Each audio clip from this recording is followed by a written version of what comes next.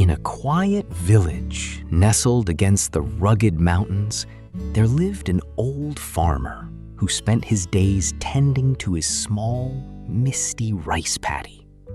He was a man of few words, his life measured by the gentle turning of the seasons and the steady rhythm of the earth. He lived in solitude, yet he felt entirely connected to the world around him. One morning, as the sun began to lift the heavy veil of fog from the valley, he noticed a magnificent wild horse grazing at the edge of his field. It was a creature of immense strength and beauty, untamed and free, with a coat the color of storm clouds. The farmer did not rush. He watched the horse with a quiet, observant gaze, understanding that nature cannot be forced, only invited. Over the following days, he simply went about his work, leaving small offerings of grain and fresh water where the horse might find them. His patience was rewarded when the horse eventually stepped forward, trusting the old man's steady presence. When the villagers heard the news, they gathered at his gate, their voices filled with excitement and envy. "What incredible luck you have!" they cried, their eyes wide with wonder. "A horse of such beauty and power is a treasure beyond measure. You are truly the most fortunate man in the valley."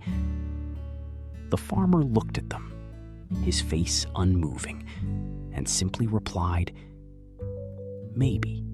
For a time, the horse was a wonder, becoming a constant companion to the farmer's son, who took it out to ride through the hidden paths of the mountains. But life is a river that often takes sudden turns. One afternoon, the horse, startled by a hidden movement in the brush, reared up and threw the boy to the hard, rocky ground. The fall was severe, and the boy's leg was badly broken. When the villagers heard the news, they rushed to the farmer's home, their faces twisted with pity and sorrow. "What a terrible tragedy," they mourned, shaking their heads. "Your horse has brought you nothing but misfortune. This is a dark day for you and your son." The farmer stood by his son's side, his expression as calm as a still lake, and simply replied, "Maybe." Weeks bled into months, and the valley grew quiet. Then the drums of war began to echo through the hills. An army descended upon the village, forcibly conscripting every young man into the ranks to fight a distant, brutal conflict. Soldiers moved from house to house, dragging sons and brothers away from their families. When they arrived at the farmer's hut, they found his son lying on a mat, his legs still crooked and weak from the fall.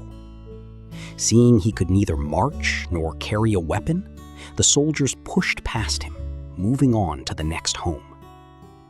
The villagers, now weeping for their own lost children, gathered once more at the farmer's gate. "Your son has been spared," they exclaimed, their voices filled with relief and awe. "What a miraculous stroke of good fortune!"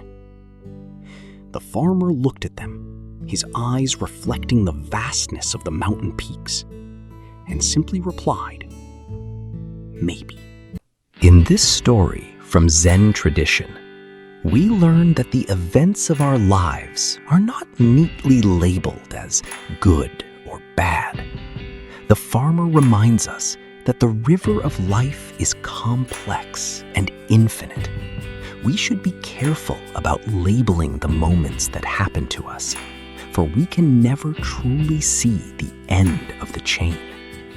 True wisdom is found in the calm acceptance of what is, knowing that every ending is merely the beginning of something new.